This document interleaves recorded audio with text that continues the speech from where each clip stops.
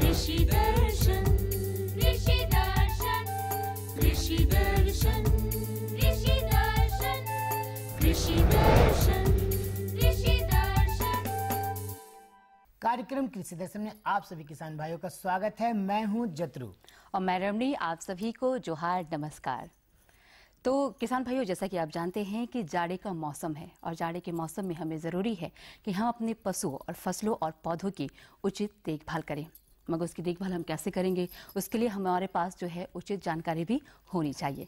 तो चलिए आज के इस कार्यक्रम में हम इसी विषय पर आपको विस्तार तरीके से बताएंगे और आपको नई नई जानकारियां भी देंगे। मगर हाँ, इससे पहले हम देख लेते हैं कृषि समाचार। नमस्कार, कृषि समाचार में आपका स्वागत है। आपके साथ मैं हूं सबा गुलतेज। आइए देखते हैं आज कृषि समाचार में क्या है खास। रांची जिला के किसान 50% अनुदान पर ले सकते हैं सीड ड्रेसिंग ड्रम। जल संसाधन मंत्री ने गिनाई सिंचाई सुविधाओं की उपलब्धि। गेंदा फूल के बेहतर उत्पादन के लिए लगाएं उन्नत प्रभेद पूसा बसंती। और अब समाचार विस्तार से। कृषि पशुपालन एवं सहकारिता विभाग झारखंड सरकार की ओर से राष्ट्रीय कृषि विकास योजना के तहत बीजोपचार के लिए रांची जिला के किसानों के बीच सीड ड्रेसिंग ड्रम का वितरण किया जाएगा।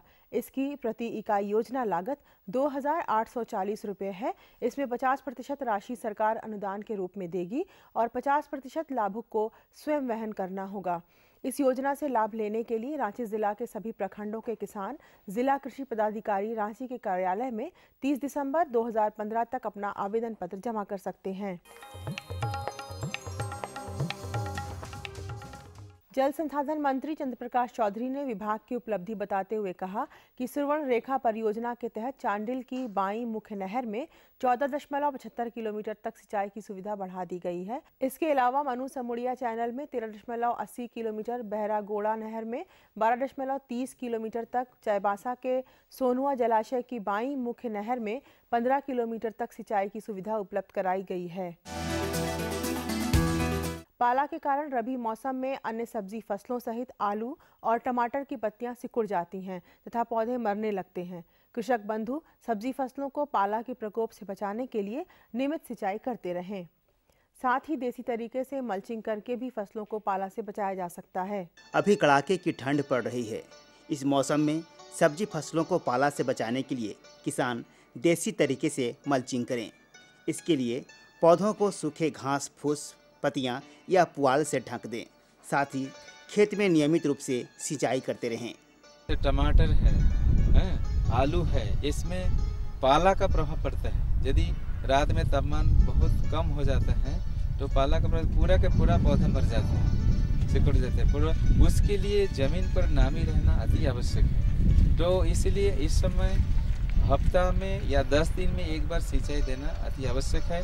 और दोनों खेत में जो दोनों लाइन के बीच में यदि हम प्लास्टिक मल्चिंग से खेती नहीं करें, तभी भी जो हमारा जितना सूखा हुआ घास हो या डाली हो, हरा पत्ती हो, ये सब से हम ढक के रखें, उससे नमी बना रहता है तो ये प्रकोप कम होता है।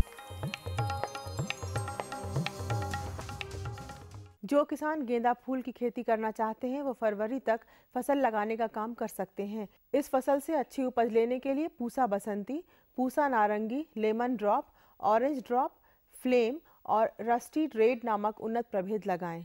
राज्य के किसान गेंदा फूल की खेती के लिए वैसे दोमट मिट्टी वाले खेत का चयन करें जिसका पीएच मान 7 के आसपास हो। बुआई में 1.5 किलोग्राम बीज प्रति हेक्टेयर की दर से लगाएं। गेंदा के अफ्रीकन प्रभेद की बुआई में कतारों और पौधों के बीच 20-20 सेंटीमीटर की दूरी रखें, जबकि फ्रेंच गेंदा की बुआई में कतारों के बीच 40 सेंटीमीटर और पौधों के बीच 30 सेंटीमीटर की दूरी रखें। अच्छी उपज के लिए अफ्रीकन गेंदा के उन्नत प्रभेदों में पूसा बसंती, पूसा नारंगी, लेमन ड्रॉप या ऑरेंज ड्रॉप लगाएं, जबकि फ्रेंच गेंदा के लिए फ्लेम या रस्टी रेड लगाएं। इनकी औसत उपज 150 से 200 क्विंटल प्रति हेक्टेयर है। बर्मी टेट्राबेड उस कृषि उपकरण का नाम है जो केचुआ खाद बनाने के काम में आता है। ये प्लास्टिक का बना चौकोर हौजनुमा संरचना होता है जिसमें गोबर, मिट्टी, केचुआ सहित अन्य आवश्यक सामग्री डालकर बर्मी कंपोस्ट यानी केचुआ खाद बनाया जाता है। आज हम जानेंगे बैगन फसल में बिना रासायनिक दवाइयों के कीट नियंत्रण के उपाय। किसान भाई, हम सभी जानते हैं कि पक्षियों की कई प्रजातियां बड़े चाव से कीटों को खाती हैं और ये कीट उन्हें आसानी से फसल लगे खेतों में मिल जाते हैं। इस बात को ध्यान में रखते हुए बैगन फसल लगे खेत में पक्षियों को बैठने के लिए पक्षी आश्रय बनाएं। और अब एक नजर राज्य के 5 प्रमुख शहरों के मौसम के मिजाज पर। आज राज्य के 5 प्रमुख नगरों के अधिकतम और न्यूनतम तापमान कुछ इस प्रकार दर्ज किए गए। रांची का अधिकतम तापमान 21 डिग्री सेल्सियस और न्यूनतम 13 डिग्री सेल्सियस। जमशेदपुर का अधिकतम तापमान 24 डिग्री सेल्सियस और न्यूनतम 18 डिग्री सेल्सियस। मेदिनीनगर का अधिकतम तापमान 22 डिग्री सेल्सियस और न्यूनतम 13 डिग्री सेल्सियस। देवघर का अधिकतम तापमान 21 डिग्री सेल्सियस और न्यूनतम 13 डिग्री सेल्सियस। वहीं धनबाद का अधिकतम तापमान 21 डिग्री सेल्सियस और न्यूनतम 16 डिग्री सेल्सियस दर्ज किया गया।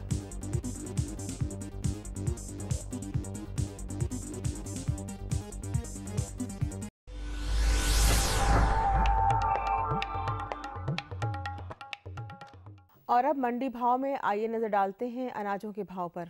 आज कृषि उत्पाद बाजार समिति लोहरदगा में विभिन्न खाद्यान्नों के थोक भाव कुछ इस प्रकार दर्ज किए गए। चावल मोटा 1600 रुपये से 1800 रुपये, चावल मध्यम 2200 रुपये से 2400 रुपये, चावल उत्तम 2800 रुपये से 3200 रुपये, गेहूँ 1800 रुपये से 2000 रुपये, चना 6500 रुपये से 7000 रुपये, दाल अरहर 12500 रुपये से 13000 रुपये, सरसों तेल 10800 रुपये से 11500 रुपये, चीनी 3200 रुपये से 3500 रुपये, आलू 1000 रुपये से 1400 रुपये और प्याज 1600 रुपये से 1800 रुपये प्रति क्विंटल रहा। कृषि समाचार में आज इतना ही। अगले दिन अगले अंक में फिर मुलाकात होगी कुछ ताज़ा तरीन खबरों के साथ। तब तक के लिए दीजिए इजाजत। नमस्कार, जोहर। तो किसान भाइयों, आप देख रहे थे कृषि समाचार, जिसमें आपने कृषि संबंधी बहुत सी जानकारियां प्राप्त की। मौसम के मिजाज से लेकर मंडी के भाव के बारे में भी आपने जाना। तो किसान भाइयों, अब वक्त हो चला है एक छोटे से विराम का। तो आप कहीं मत जाइएगा, हम जल्द लौटते हैं एक छोटे से विराम के बाद। किसानों के हित में बड़ा कदम, प्रधानमंत्री कृषि सिंचाई योजना। हर खेत को पानी, प्रति बूंद अधिक उपज। सिंचाई के सही तरीकों और जल संरक्षण की नई तकनीकों के साथ बढ़ेगा जमीन का जल स्तर। जिला स्तर पर होंगी सिंचाई योजनाएं। असिंचित क्षेत्रों तक पानी पहुंचाकर बढ़ेगा उत्पादन। भारत सरकार की विशाल योजना प्रधानमंत्री कृषि सिंचाई योजना। तो भौजी, आज हमारे किसान भाइयों के लिए क्या है हमारे पास? आज बहुत ही महत्वपूर्ण जानकारियां हम अपने किसान भाइयों को दे रहे हैं जतरू भाई। आज हम बताएंगे कि रबी फसल में कीट प्रबंधन हम किस प्रकार से करेंगे, क्योंकि जाड़े का मौसम है और हमारे फसलों में विभिन्न प्रकार के जो हैं वो कीट लग जाते हैं। तो उससे हम किस प्रकार से बचेंगे, इसी के बारे में विशेष जानकारी आज हमारे विशेषज्ञ डॉक्टर अरविंद कुमार सिंह इसके बारे में दे रहे हैं। तो चलिए किसान भाइयों, हम सीधे आपको उन्हीं के पास ले चलते हैं। आज मैं उपस्थित हूँ आपके सामने सब्जियों के बारे में बताने के लिए। जाड़े का मौसम है और कीट प्रबंधन ऐसा विषय है जिसके लिए हर किसान भाई काफ़ी चिंतित रहते हैं, क्योंकि गोभी, टमाटर, बैंगन सभी में कीड़ा लग जाता है। इससे अच्छी कीमत काफ़ी मुश्किल से मिलती है। तो आइए इसका प्रबंधन कैसे करें, इस पर हम जानकारी लेते हैं। आज हमारे विशेषज्ञ हैं डॉक्टर अरविंद कुमार जी। सबसे पहले ये पूछना चाहेंगे कि किस प्रकार के कीट जाड़े के मौसम में रबी की सब्जी फसलों में लगती है? किसान भाई, जैसा कि आप सब्जी की खेती करते हैं, झारखंड में सब्जी की खेती बहुत ज़्यादा मात्रा में की जाती है। और जैसे कि आपने बताया कि फूल गोभी, बंदा गोभी, टमाटर, बैगन, मिर्च, शिमला मिर्च, बोदी या बीन्स, इस तरह की खेती करते हैं, जिसमें कि विभिन्न प्रकार के कीट आते हैं, जिसमें कि प्रमुख हैं तना एवं फल छेदक, एफिड है, जैसिड है, सफ़ेद मक्खी है, उसके बाद एप्लिकना बीटल है, डायमंड बैक मॉथ है, बहुत तरह के कीड़े खेत में दिखाई देते हैं जिनका के नियंत्रण हमें करना आवश्यक होता है। अगर हम इनका प्रॉपर नियंत्रण नहीं करेंगे, समय से नियंत्रण नहीं करेंगे तो आप जो है आपकी फसल को सबसे ज़्यादा नुकसान होता है। तो इसलिए ध्यान ये देना चाहिए कि आपके फसल में जैसे ही कीट दिखने चाहें उसका नियंत्रण करना है। आपको इस मतलब दवा ही नहीं छिड़कना है, उसको कैसे नियंत्रण करना है उसके बारे में ज़रूर जानकारी रखें ताकि आपका फसल भी अच्छा पैदा हो और उसकी क्वालिटी जो गुणवत्ता है वो मेंटेन रहे। इसलिए आपको ये ध्यान रखना चाहिए और उसी हिसाब से आपको इन कीड़ों का नियंत्रण करना चाहिए ताकि आपको अत्यधिक उपज मिल सके। तो आइए सबसे पहले हम जान लें कि पौधों में कौन कौन से कीट लगते हैं। जी हाँ, जैसा कि मैंने पहले ही बताया कि बहुत तरह के हैं, जैसे कि आपका इस समय इस सीजन में फल बेधक और तना बेधक एक बहुत बड़ा समस्या है किसानों के फील्ड में, जो कि टमाटर और बैगन को सबसे ज़्यादा नुकसान फैलाता है। झारखंड में टमाटर और बैगन की खेती बहुत ज़्यादा की जाती है और फल बेधक और तना बेधक जो कीट है वो सबसे ज़्यादा नुकसान पहुँचाता है। तो उसको कंट्रोल करने के लिए सबसे आसान तरीका ये है कि किसान भाई अगर जैसे ही देखें कि उनके वो क्या उसका नेचर ये होता है कि जो ऊपर वाला पोर्शन होता है जहाँ से पौधा का मुख्य बिंदु बढ़ रहा है, पत्तियां जहाँ से निकल रही हैं वहाँ से छेद करके वो अंदर जा करके वो टहनियों को खाता है और धीरे धीरे टहनियाँ सूखने लगती हैं, धीरे धीरे पौधा भी सूख जाता है। तो किसान भाइयों को ये ध्यान रखना है कि उस पौधे को जहाँ से सूख रहा है उसके थोड़े नीचे से कैंची या पत्ती ब्लेड से काट करके उसको कहीं गाड़ दें, कीट सहित गाड़ दें। और उसके अलावा ये ध्यान रखें कि किसान भाई जिससे राख का प्रयोग करते हैं, सुबह में मॉर्निंग में राख का छिड़काव करते हैं, उससे भी तना या फल बेधक बहुत अच्छा से कंट्रोल हो जाता है। तो उस राख का प्रयोग अवश्य करें। उसके अलावा फेरोमोन ट्रैप या लाइट ट्रैप, ये दोनों चीज़ बहुत सस्ता उपाय है और उसमें जो है कीट पतंगे उड़ करके आ करके उसमें डूब करके मर जाते हैं और आपके फसल को कम से कम नुकसान पहुंचाते हैं। डॉक्टर साहब, आप बता रहे हैं कि रसायन का उपयोग करना चाहिए, तो किसान भाइयों से ज़रा ये भी चर्चा कर लें कि जब रसायन का उपयोग करते हैं तो उसकी मात्रा आप जरूर सुनिश्चित कर लें, नहीं तो सब्जियों पर काफ़ी असर पड़ता है। जी हाँ, सब्जियां क्योंकि मनुष्य भी खाते हैं और उसके ऊपर वाले पौधे पत्तों को किसान भाई अपने पशुओं को भी खिलाते हैं। तो अगर उसमें रसायनों का प्रयोग किया गया है तो वो मनुष्य के लिए भी हानिकारक है और पशुओं के लिए भी हानिकारक है। तो इसलिए उसकी मात्रा जो रिकमेंड की गई है वो उसको ज़रूर से ज़रूर उपयोग करें। जैसे कि फली बेधक या तना छेदक है, उसमें एक कोराजेन नामक दवा किसान भाई उपयोग करते हैं, तो उसका 50 मिलीलीटर प्रति हेक्टेयर की दर से छिड़काव करें तो ज़्यादा उपाय होगा। उसी ट्राइजोफास का अगर है तो वो 200 मिलीलीटर से ज़्यादा उपयोग न करें प्रति हेक्टेयर की दर से, तो आपको ज़्यादा से ज़्यादा कंट्रोल होगा। जितना भी रिकमेंडेड डोज है वो आपके सीसी पे लिखा हुआ रहता है, उससे ज़्यादा प्रयोग करें। किसान भाई करते हैं कि हमको ज़्यादा कंट्रोल होगा, वैसा कुछ नहीं है और नुकसान ज़्यादा होता है। तो इसलिए इस चीज़ का ज़रूर ध्यान रखें कि आपका जो रिकमेंडेड डोज है उतना ही प्रयोग करें, ज़्यादा डोज न डालें। जी डॉक्टर साहब, अब ये भी जान लें कि लाही एक कीट है जो कि काफ़ी सब्जियों को प्रभावित करती है, तो लाही के बारे में भी बताएं। जी हाँ, लाही एक रबी फसल में सबसे बड़ा समस्या है। उसको जो है वो हरे पत्ती छोटे छोटे कीड़े होते हैं जो कि जो नाजुक टहनियाँ या जो कोमल अंग होते हैं पौधों के, उसको रस को चूस करके और पत्तों के बढ़वार को रोक देते हैं, जिससे कि उत्पादन उनका बहुत ज़्यादा घट जाता है। लाही के कीट को रोकथाम करने के लिए सबसे अच्छा तरीका ये है कि आप कोई भी सिस्टमिक इंसेक्टिसाइड जैसे कि आपका ये ट्राइजोफास है या इस तरह की दवाओं का प्रयोग करें तो ज़्यादा से ज़्यादा आपको उनका कंट्रोल अच्छा हो सकता है। और लाही में अगर उसका एक थ्रेशोल्ड लेवल होता है, अगर एक पत्ती पे या 2-4 कीड़े दिख रहे हैं तो उसको कंट्रोल करने की बहुत ज़्यादा आवश्यकता नहीं है। लेकिन अगर मौसम ख़राब हो तब आप जो है, और उनके बढ़ने की संभावना किसान भाई जानते हैं कि अगर इस मौसम में लाही आया है तो बहुत तेज़ी से बढ़ता है, तो उस समय दवाओं का छिड़काव करें। अन्यथा अगर जो 1-2 कीड़े देख करके ही दवाओं का छिड़काव नहीं करना चाहिए। डॉक्टर साहब, जाड़े के मौसम में खास करके देखा जाता है कि कीट जो है वो बढ़ते हैं या घटते भी हैं, तो वो कैसे पता चलेगा कि अभी इस वक्त में कीट लगेगा और इस वक्त नहीं लगेगा, ये समय कैसे पता चलेगा? ये देखिए, कीटों का एक नेचर होता है कि वो टेम्परेचर पे जो ह्यूमिडिटी होती है, आर्द्रता होती है वातावरण में, उस पर उनका बढ़वार या टेम्परेचर पे बहुत सुनिश्चित होता है। तो अगर आपका जैसे क्लाउडी वेदर है, बादल ज़्यादा है, ठंड बढ़ गई, तो जो जैसे ये आपका थ्रिप्स है या एफिड है, इसका जो लाही बोले आप, उसका प्रकोप बढ़ जाता है। तो उस सीजन में आप किसान भाइयों को ये सलाह दी जाती है कि इस तरह के कीटों का रोकथाम का प्रयोग करें। उसी तरह से अगर टेम्परेचर ज़्यादा है और अच्छा सनशाइन खिला हुआ है तो उस समय ये आपका जो तना छेदक या फली बेदक हैं उनकी पॉपुलेशन ज़्यादा बढ़ जाती है। तो इस तरह के सीजन आधारित भी थोड़ा सा असर पड़ता है उनके पॉपुलेशन पे, वो बहुत तेज़ी से फैलते हैं या बहुत तेज़ी से घट जाते हैं। तो वो देख करके ये बताया जा सकता है कि कौन सा कीड़ा किस सीजन में आएगा। लेकिन एफिड जो है वो जैसे ही बादल का मौसम होगा, ठंड बढ़ेगी तो एफिड का अटैक बहुत ज़्यादा हो जाता है और उसका कंट्रोल अवश्य करना चाहिए। तो आइए हम अपने विशेषज्ञ से यह भी जान लें कि जैविक और रासायनिक दोनों प्रकार के कौन कौन से तरीके हो सकते हैं जिससे कि आप कीटों का प्रबंधन कर सकें।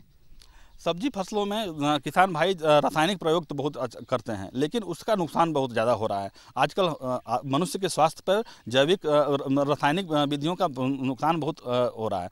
तो हम लोग ये जो है समेकित कीट प्रबंधन की बात आजकल की जाती है, जिसमें कि आपको थ्रेशोल्ड लेवल, एक लेवल होता है जो कि आपके फसल को नुकसान नहीं पहुँचाता। उससे अगर ज़्यादा पॉपुलेशन कीटों की हो रही है तभी आपको कंट्रोल करने के लिए बारे में सोचना चाहिए, नहीं तो उनका नियंत्रण करना चाहिए। नियंत्रण करने के लिए बहुत सारे के जो जैविक तरीके हैं, जैसे उसमें एक है ट्राइकोग्रामा, एक ततैया आधारित सूक्ष्म परजीवी है जो कि जो कीटों के अंडों को खाता है। अंडों को खा करके और वो कीटों को रोक देता है, मतलब फील्ड में बढ़ने से रोकता है।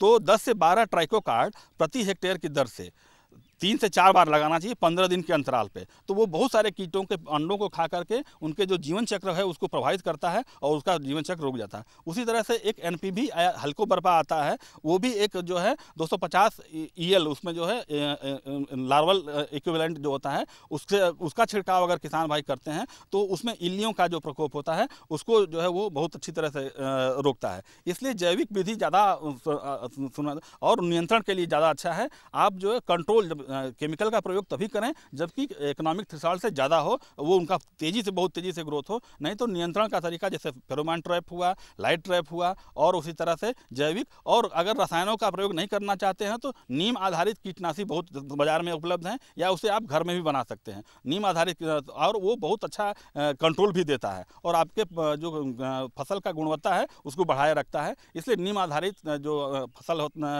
जो कीटनाशी हैं उनका प्रयोग करें। इससे जो है जैविक विधि से अगर आप नियंत्रण करेंगे तो आपको ज़्यादा से ज़्यादा फायदा होगा और क्वालिटी भी इंप्रूव होगी और मनुष्य का स्वास्थ्य भी अच्छा रहेगा। तो किसान भाइयों, कीट प्रबंधन के बारे में काफ़ी बेहतरीन जानकारी हमारे विशेषज्ञ ने दी। आशा करती हूँ कि आप इससे जरूर लाभान्वित होंगे। नमस्कार। तो जत्रु भाई, कैसी लगी जानकारी? जानकारी तो बहुत ही अच्छी थी भौजी जी। अब हमारे किसान भाइयों के लिए अब वक्त हो चला है, क्योंकि हमारे पास जानकारी बहुत सारी है। तो किसान भाइयों, आप कहीं मत जाइएगा, हम जल्द लौटते हैं एक छोटे से विराम के बाद।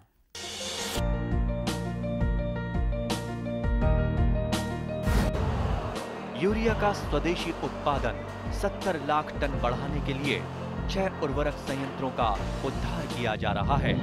FCIL के गोरखपुर, सिंदरी, तलचर और रामागुंडम संयंत्र, HFCL की बरौनी इकाई और BVFCL की नामरू फोर्थ। सोने पर सुहागा ये है कि देश में अब बनेगा सिर्फ नीम लेपित यूरिया, क्योंकि इससे होगा किसानों का फायदा ही फायदा। अनाज का उत्पादन 10% तक बढ़ेगा, बढ़ेगी 10 से 15% नाइट्रोजन क्षमता।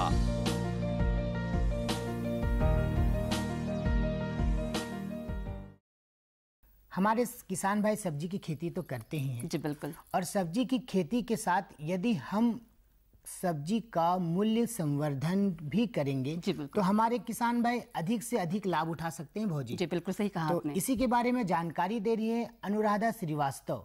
तो चलिए अपने किसान भाई को हम सीधे उन्हीं के पास ले चलते हैं। किसान भाइयों, हम अपने कार्यक्रम में आपको कई तरह की जानकारी देते हैं और आज इसी क्रम में हम आपको जानकारी देंगे सब्जी फसलों के मूल्य संवर्धन के बारे में। और इस पे जानकारी देने के लिए हमारे साथ हैं अनुराधा श्रीवास्तव जी। पहले हम इनका स्वागत करते हैं। पहले हमारे किसान भाइयों को ये बताएं कि सब्जी फसलों में मूल्य संवर्धन, इसका अर्थ वो क्या समझें? मूल्य संवर्धन का अर्थ होता है, जैसा कि नाम से ही ज्ञात है, किसी भी कोई ऐसी प्रक्रिया जिससे आप अपनी किसी भी फसल के मूल्य में वृद्धि कर सकते हैं। तो इसका मतलब ये भी होता है मूल्य संवर्धन के लिए आप विभिन्न प्रकार के प्रोसेस प्रोडक्ट या जो उत्पाद होते हैं मूल्य संवर्धित उत्पाद वो बना सकते हैं सब्जियों से।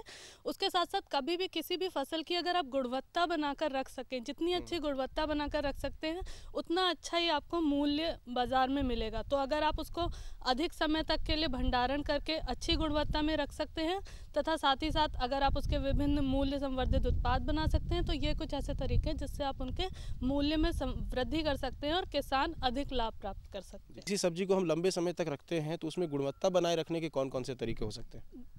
सबसे समय अगर आपको लंबे समय तक के लिए भंडारण करना है तो जो भंडारण की आपकी कंडीशन है, जैसे कि जो तापमान है या जो नमी है, वह ऐसी होनी चाहिए जिससे कि सब्जियां अधिक, जब भी आप तापमान कम करके रखते हैं भंडारण का, तो उससे आपका फल है या सब्जी है कोई भी है वो अधिक समय तक खराब नहीं होता, जैसे कि कोल्ड स्टोरेज में। तो पहला तो जो फैक्टर होता है वो होता है तापमान।